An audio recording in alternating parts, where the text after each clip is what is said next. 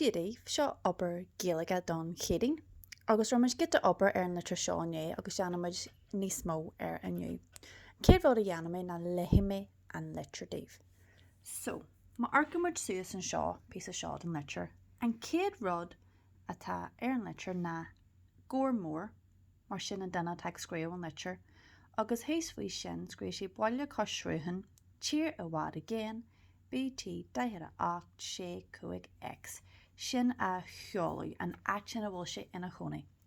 So nuair táid ag scríomh litir an céad bhd a céimid a dhéanamh i gcónaí na bhar an aim na héana scríomh agus an at ina bhfuilmid i bhar chonaí ar bhar seolaí a scríomh. Sin an céad bhd a tuile deanamh.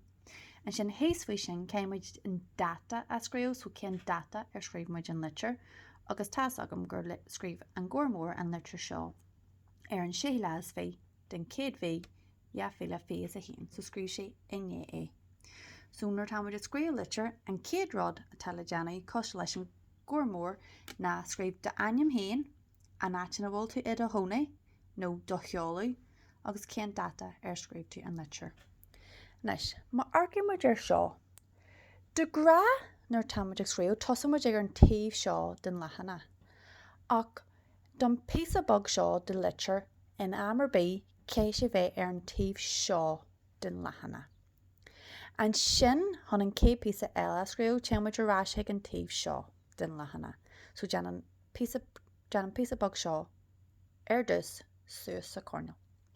Anis, an céad bhd eile tuile deanamh cos leis an gcóir mór na scríomh aim an duine a táid ag scríomh an litir thuig.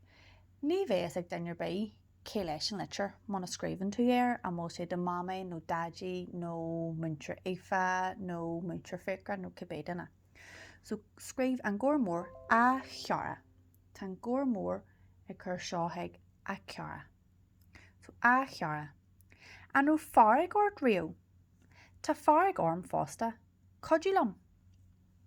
Tá trúil dal badána ag an dreithead. Chur sé ogla ar mháma. Bíonn sé ag tromaíocht ormsa. Tá sé grana, níl sé jazz. Chur stad leis an trúil leithreach bon. So an píosa seo den litir sin an feadh ar scríomh an gcóir mór an litir. Céimid coppla abert a scríomh faoi cén feadh go bhfuilmid ag scríomh, an bhfuilmid ag scríomh le bheith gearan, an bhfuilmid ar leir codú, an bhfuil níos mó eolas de dhéorainn faoi rud ar bé. So scríomhmuid sin inné aim an duine. An sin ag an bond céimid bhar aim na héana scríomh, cé na daine a teag leo an litir bhaid amach cé a scríomh é. Nes de gran ar táid ag scríomh cearta scríomhmuid ó agus bhar aim, so ar cearta brethla nó cearta nula ag scríomhmuid ó muintir catling, ach nuair táid ag scríomh litir céimid é scríomh ar dóid níos deise ar náit ó.